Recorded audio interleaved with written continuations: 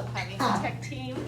I'd like to dedicate this class to Tate and Davison Huck for bringing us a video. Okay, you can pass this back. So, yeah, I gave you your rubrics. So here's my general observation. I tried to grade it more like how your mini thesis would be. And so you gotta be looking up and making eye contact. So that was where people, you didn't, that was where people lost points, okay? It's just 15 points. And your rubric is actually 150. Grayson, did you get one? Did you get this? Okay. Grayson, move up here. I don't want you, I mean, that was great for the presentations, but I want you up here. Okay. So, can I ask you to do that? I think Owen and Isaac are the two gone. So what I want to do right now is I want to talk to you guys about your real presentation. So I tried to be really specific and tell you the things that you needed to work on. And I want to go over this item by item and see what questions you have. So if you look at this, it's divided into 3 sections: structure, style, and speaking. And the first part, structure, is really your paper. Okay, if you just showed up and you read your paper, it's very possible that you could get 50 points for structure, because it's just saying that you have a well-organized speech. So I told you with intro, you need to capture attention. So you may do that by the information you have or your tone of voice, or maybe both. But you shouldn't just be jumping into talking. You need to have something that grabs attention and delivered in a way that's exciting. Frames your topic, has a clear thesis statement. Okay? History terms. You need to have a clear topic sense. I think most of you do, but it seems like in every class there's 1 or 2 people where I'm not hearing your history topic sentence. It needs to have the word history or past or background, something like that, where we know you're going to give us an overview. Okay? So you need to have a clear topic sentence, define any terms, you may or may not have terms, useful background, and you can go ahead and write on that. You need a transition sentence. I think everybody has it, but the transition sentence is a part of that. And you're giving, like, restating your central plane, and then you go into your confirmation points. 3 confirmation points. Every one of them needs to have a very clear topic sentence. Most of you have that in your papers. You need to have argument that is clear and well supported. So you need to have evidence, and you need a clincher sentence. So remember, I talked about these things like your mini claims can go. You basically need to make, not your mini claims, your mini warrants. So you are giving 2 strong reasons under each confirmation point, and you're giving some evidence to support that, and some strong logic. This shouldn't be new, but if you missed that on your paper, if there were areas where I said you don't have evidence, and you don't have it in your paper and your speech, then you'll lose points for that. If I said you're missing the topic sense and you don't put it in your speech, you'll lose points for that. Okay, then your refutation, a clear overview of the opposing argument with credible supported response that negates. So you need to make sure that it's clear that the opposing side, or supporters of social media, that it's whatever is not in your camp. And then you need to make clear why your rebuttal is better, why it overcomes and defeats. So you've got 2 refutations, and then your conclusion. Every conclusion summarizes the thesis, key arguments, ties back to intro, or gives some pathos appeal. Any questions about structure? So this is the part, if you took your mini thesis paper and you didn't make any of the corrections that I suggested, you're taking a real gamble. Some of those corrections, I don't care. I'm not going to see your commas, but I am going to be able to tell if you're missing a topic sentence. Okay, style. So here, this is the real persuasion part. Style is really a combination of structure and speaking. So you need to have transitions. Many of you don't have transitions. So for confirmation points, they should be to begin with, next, finally, or first, second, third, firstly, secondly, thirdly, just something where I know these are your major arguments. What about like you said one reason? Yeah, one reason, that's good. That's good. Another way for those transitions, a way to say that is signposts. They're like signposts, so we know, oh, you're on your first reason, you're on your second reason, your third reason. It's also really nice when your clinchers have some type of transition, like clearly, obviously, without a doubt. I like it when you have internal transitions where you say also, additionally, furthermore. So I made a big deal about that on your papers. Make sure that you put them in for your speech, and that I'd even put them in your keyword outline if you're having a hard time remembering them. Okay, strong ethos, logos, and pathos. So this is where Aristotle says you really hit the sweet spot of persuasion. You have ethos, logos, and pathos. So ethos, when you have evidence and you cite a credible person or organization, you're building your ethos. So you could say, 500,000 people have died of COVID. Okay, great, that's some nice statistics, but if you say, according to the Center for Disease Control, 500,000 people have died since 2019, well now you've got some statistics and you have ethos. You've got the Center for Disease Control. So you want to really make sure, do you have to have all your statistics referenced to a source? No, but it's very unwise not to. Because if you have statistics and you cite your source, you hit logos and ethos. Can I get my binder? Yeah, let me go over this first and then you can go get it. And then logos is your evidence and your logical arguments. And it needs to be logical. Like for example, you wouldn't want to say the COVID vaccination should be recommended because everybody else is doing it. I mean, that's not very logical. That's not a really strong basis. So make sure that your arguments are strong. And remember, if you had more than one piece of evidence, you can pick your strongest evidence under each argument. That's just a couple of you, like Amanda and Davis, people who have done Huck, people have lots of research. You don't need to like give us all that, just pick what is the most effective, okay? And then pathos. So this is really hard. Some of you, does anybody in here, just from what we've done so far, can anybody think of somebody in here that has had good pathos? They've had strong emotional appeal. Griffin? Spencer. Yeah, well, Spencer, you know what? I would agree with that. Like the two that come to my mind is Spencer and Amanda, okay? And so pathos is when you show some emotional appeal. Now you can be really skilled at delivery, but if you don't show conviction, it's not very persuasive to us. So Spencer, you convey a type of, because you talk fast and you seem really confident, you've got this authoritative, like, you can trust me, I know about this.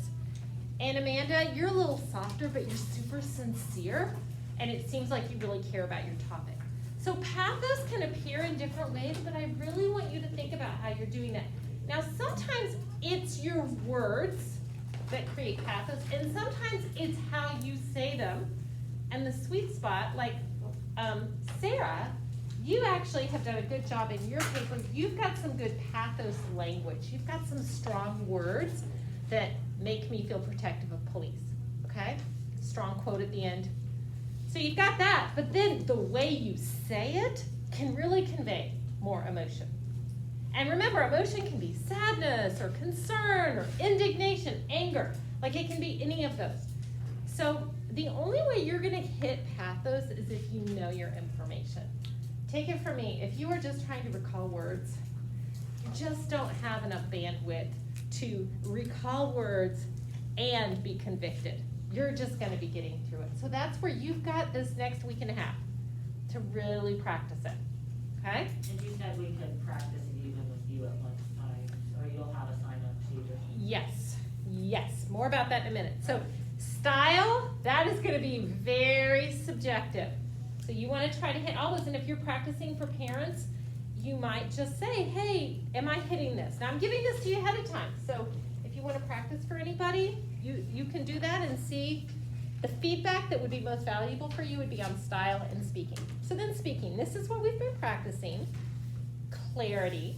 I think in general, this class is very articulate. I think your words are clear. I think you pronounce things well. I suspect when you take your masks off, we are all just gonna really hear one another very well. Vocal variety, I'd love for you guys to work on this because even if you're a quiet, I think we saw this with Lena yesterday. Lena, you're quiet, but you use some good emphasis and some pauses, okay? So that's one way that you can show pathos, by emphasizing keywords and by pausing. Sometimes it's good to talk fast. Like if you want to kind of build energy, it's great to talk fast. But when you get to something important, slow down. Maybe go a little bit lower. And you can mark those on your speech. Okay, and then nonverbal reinforcement. So strong, straight posture. I think we've just seen lots of us are very reassured by shifting weight or rocking. Okay, so try to avoid that. Eye contact. This is probably what I noticed the most with this class. You've got to make eye contact. It makes such a difference. When you're looking down saying something versus looking up. Zach, I really saw this with you yesterday. When you looked up, you're so persuasive, okay? So everybody wants to try to do that. And remember, we talked about, and I think a couple people shared, sometimes you know the information, but it is easier to do this thing.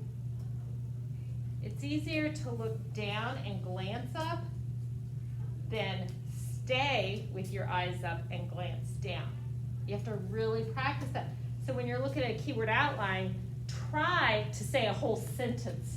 You don't want to be looking up and down in one sentence. Like, learn it enough where you know the whole sentence when you glance down, okay? No distracting movements. So hands are so problematic. This seems to be where I notice the least amount of fidgeting. When you do this, it's just too easy to start wringing your hands, rubbing your hands, playing with your skirt, putting your hands in your pockets.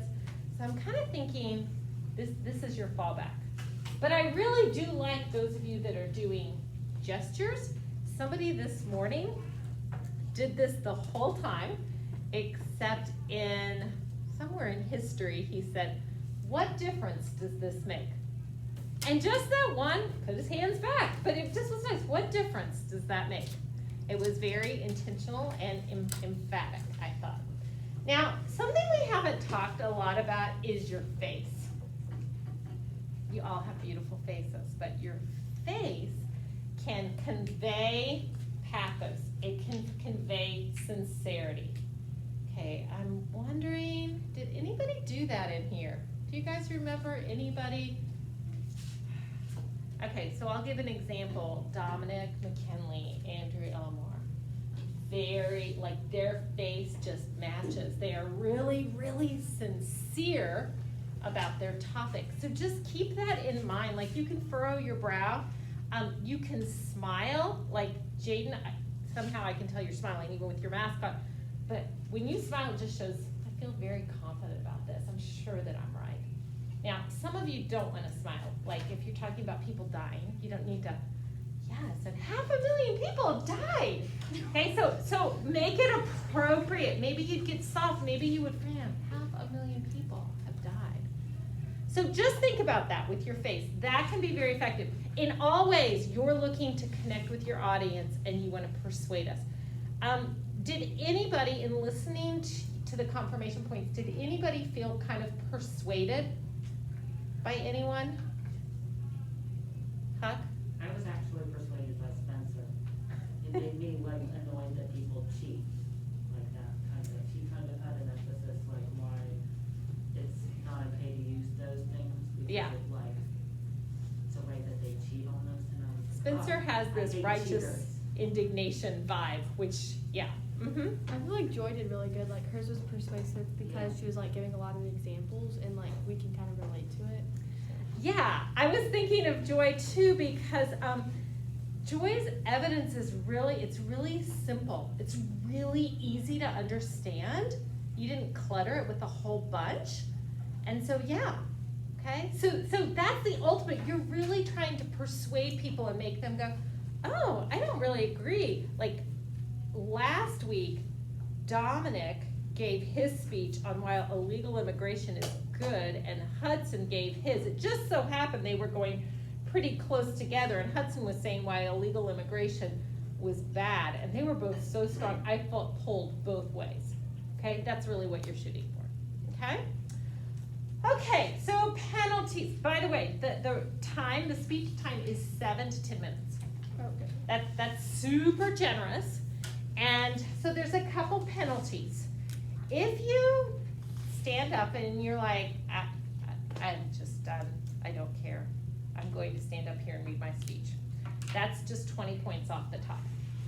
So one smart person last class was like, so I could get 130 out of 150? That's not so bad. And I was like, well, it won't just be 20 points, because then you'll get knocked out for your lack of eye contact under nonverbal reinforcement. Usually when you read a speech, you don't do as well. So there'll be other things that you could miss points on. So I don't recommend that. But what it means is, I do want you to know is kind of a safety net to calm your nerves, that if you do start reading, you get halfway through and you start reading, you're gonna lose some points. It's not gonna torpedo your whole presentation. And I had somebody do that 2 years ago, and I still remember it because it was on electric cars, and it was so good. He really had the whole Pathos, Ethos, Logos thing going. And then about halfway through, he stepped over and he just did this for the rest of his speech. It was so obvious. He like really practiced the front end and not the back end. And like literally didn't look up again. So if you read the whole thing, it's 20 points. If you read half of it, it's 10 points. That's a penalty. The other penalty is time over or under. So you have a 30-second grace period. So if the minimum is 7, then that means you could go as short as 6 minutes and 30 seconds, no penalty. But after that, let's say you only speak for 5 minutes.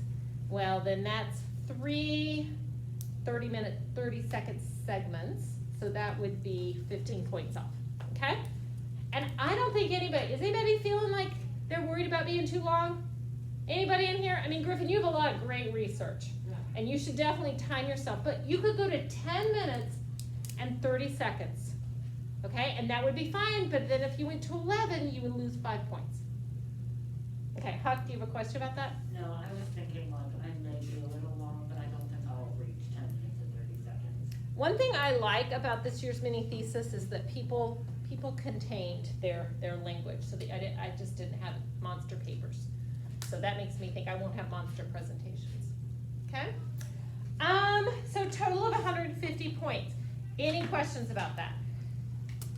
So let me show you this. I'm gonna pass something out, and you guys are gonna pass this right back to me. But in addition to, I want you to see this, because in addition to you being graded, you are going to judge. And this is worth 20 points.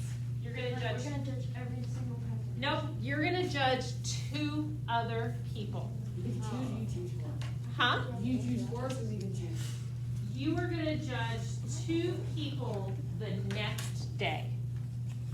Do we get to choose those 2 people, or you get to choose those 2 people for us? The next day. It's, so whatever day you're going, is that how I did it? Yeah.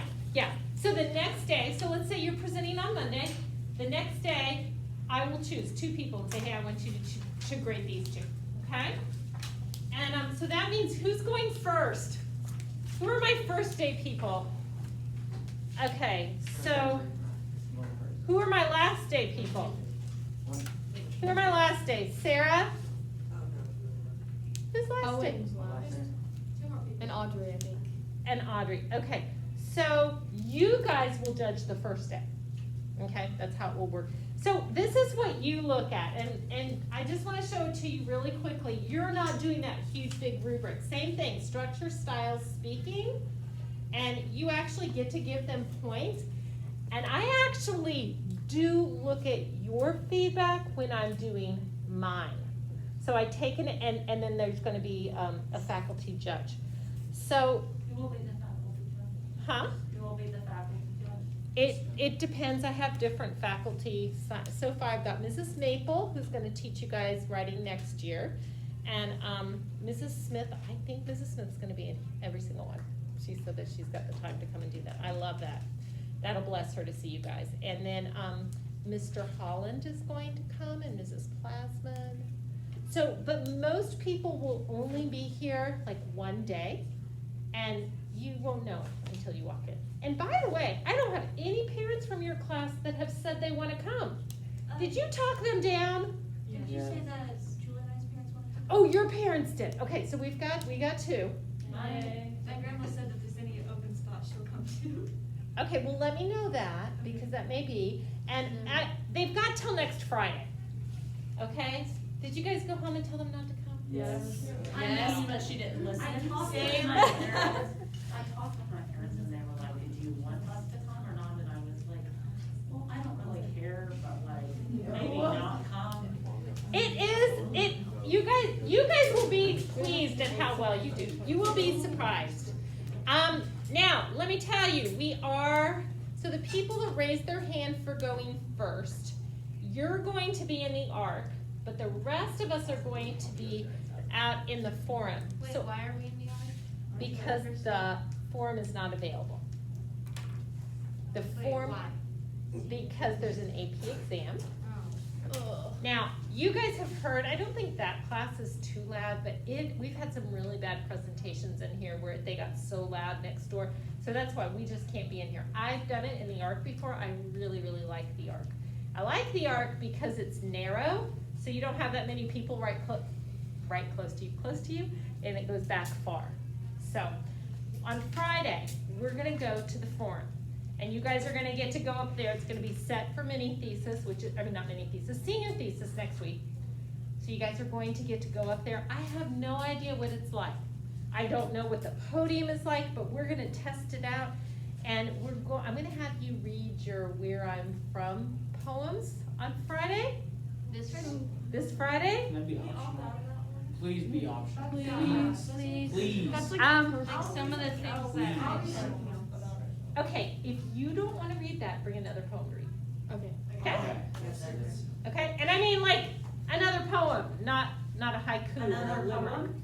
You can bring another poem? You can read another poem. I just want everybody to have a chance to stand up there and speak. And for the four of you going in the ARC, sorry, that'll be a little bit different. But the ARC is a lot like this, and it's gonna have a podium. It's gonna be so much Like this. quieter. It'll be so much quieter, and that is the whole point, okay? Okay, so do you guys, go ahead and pass this up. You don't need to keep this. I want you to keep your mini thesis presentation. The name of the game right now is just, you practice, I've given you coaching about that, and someone pointed out, Oh. because he's a well-trained student, it's okay. Just showed it. Wouldn't it be funny if it came back to you? Thank you. So, let's say that you guys have done your intro, you've done history, confirmation 1. At this point, you've gotten to practice doing it from memory, and you've gotten to practice it from a keyword outline. Now, I'm curious, how many people liked the memory better than the keyword outline? Like, raise your hand if you liked the memory better. How many people liked the keyword outline? I think I'm- Fascinating.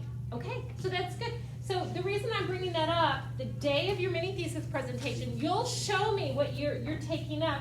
And I don't care if you have drawn pictures. I don't care if it's handwritten or typed or in different colors. You just need one page, front only, not back. And you do what's going to help you through your presentation. I want to caution you against micro shrinking your whole speech to one page. But even that, at that point, as long as you have one page, you don't lose any credit. Reagan? We can have like our intro I will not know. Because what I'm going to look at is your delivery. So I strongly recommend that you have intro and conclusion memorized, because I've just seen how that calms people down and when they start strong. but I am not gonna penalize you if you have it up here. I would penalize you if you're not making eye contact. Okay? Okay, let me say this one thing and then I'll answer your question. So let's say you want a little extra practice. I've already done this a little bit, like if you're nervous about speaking, or let's just say you work through it at home, you're like, my reputation just doesn't sound right. I just wanna run through my reputation. You can sign up next week during lunch or after school to come in and do an extra practice. And I can do 2 for lunch slots or 2 after school, and it really makes sense to sign up with friends. And if you came, it's not that you're gonna present your whole speech to me, you're gonna present part of it and get feedback. So if you wanted to improve your delivery, if you wanted me to hear some parts of it that you think should be eliminated, I love doing this kind of thing. So it would be nothing for me to meet with you guys. So just have that option. We're not doing any more in class. Next week will be purely poetry. No homework going home. This is all about you having time to work on your mini pieces. Okay, Davis. Will we get do we get points off if we have like more than one sheet for our KW or whatever? Oh, you just can't take it. Yeah. You just can't take it. Like if somebody came up and they had front and back and said, oh, I didn't know. Well, I would send them to get the copy of the front side, and that's all they would have. But everybody knows, right? Yeah. I mean, you're tired, it's after lunch, but everybody knows. Okay, any other questions about your presentation? So, we are going to, let's see, I felt like there's one other thing I need to say to you guys. On Friday, when I was gone, Mrs. Shaw was in here, and you guys had a Where I'm From, and you had this poetry analysis, and I am missing it from Reagan, Joy, Sarah, and Audrey. And kudos to this class. This class was the best about turning them in, but I am missing these. Joy? I couldn't find it, but it was on Google Classroom because I was gone then. Oh, okay. I also did that. You what? I also did that. On Google Classroom? Okay. So, Sarah and Reagan, if you guys have it, you can turn it in by the end of the day. Okay? You did it because you told me you didn't like it. Well, I did the, where I'm from, well, I didn't do that. Okay, so maybe just turn in what you have, because this is a homework rating, and I will look on Google Classroom. Okay. What happens if some people were struggling on including the, on the, like, poetry analysis? Yeah, we're gonna go over it. Will we go over it? We're gonna go over it, because we're gonna do more, and a week from Friday, you're gonna do like a little assessment thing on poetry, so it's important you understand that. Is That's, that the open Can we go outside for the last little bit of class? no, we have more to talk about. It was nice yesterday, wasn't Is it? that the open You may go get your notebook. Okay, here's what we're gonna do tomorrow. And maybe starting a little bit today, we are gonna have a discussion about how to talk about difficult issues. And specifically, in my other 2 classes, we have mini thesis topics that deal with racial issues. Okay, in this class, do we have any? No, No, I'm glad. Huh? The police, the defund police. but that's not even. And we only get one side of it, and there definitely is, if there is a racial, if it deals with people of different ethnicities, or if there's a racial argument Okay. component in it. So, but that's okay. We're still gonna have this discussion, because you have classmates in other classes, and there is gonna be a lot of discussion, especially about 4B that has 5 topics that deal with ethnicity in some way. And I didn't even realize that till I started putting it all together. So, we had 2 lunches, and several of you came to those lunches, and we talked about these issues, and I wanted to collect some information. But we're gonna talk largely about those same questions, and I may even format it a little bit more about what makes certain issues difficult to discuss. Can you guys think of other issues that are hard to discuss besides race? Uh-huh. Sometimes mental health can be hard to talk about. Okay, mental health can be hard. What else is hard? Oh my gosh, there is something that's in our face every day. It's in my face. Technology. Ooh. Yeah, technology can be hard. And that's in my face, but that's not what I was thinking about. Technology? Religion. What? Religion. Okay, religion can be really hard. Masks, vaccinations. I was just talking this morning to this sweet man that was, he's fixing a bathroom for me, and he was just saying how scared he is to get the vaccination because it could be the mark of the beast. Have you guys heard that? Yeah. Okay, so you've got people that are like, you are selling out to Satan if you get the vaccination, and then you've got people that are like, you are being so selfish if you don't get the vaccination. Like, so vaccinations, how about politics or I was gonna politics? say politics. Oh, yeah. I sat in a hotel lobby on Sunday morning and listened to talk news, and I almost, like, I just felt so much anxiety just listening to what was being said. And so we've got all these hot button topics.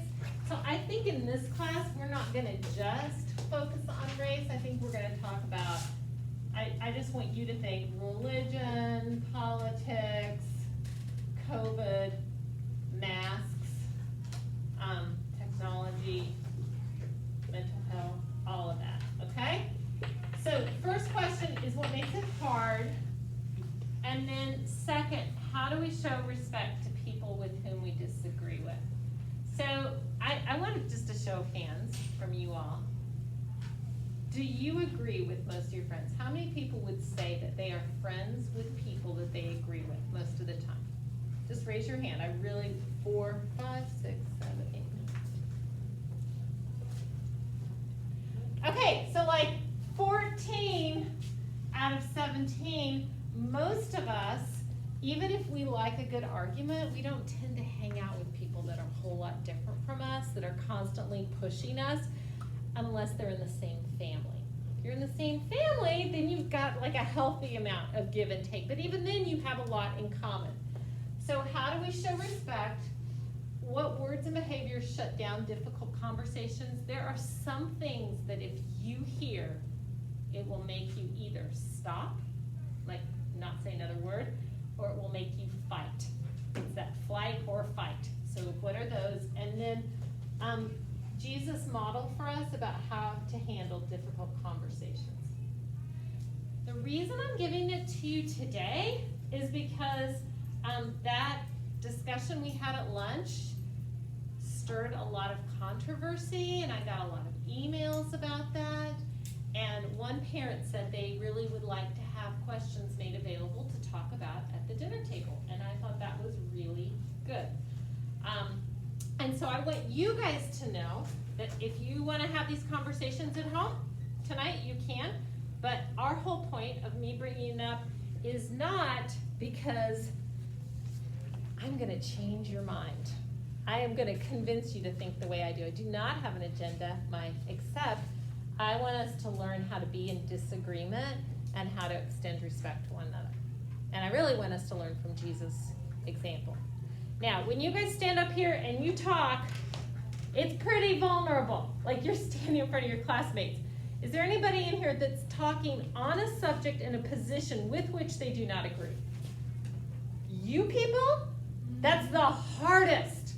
That is the hardest. And so that is really what precipitated this.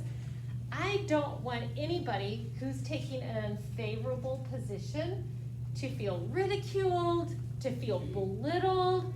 I want you to feel like your job was to research this topic and present it. So how can we, as a class, establish a supportive environment? Okay? Okay, so we are going to talk about that tomorrow. I don't want to start talking about it today. We've got about 7 minutes left. Do you want me to end the video? Huh? Would you? Thank you.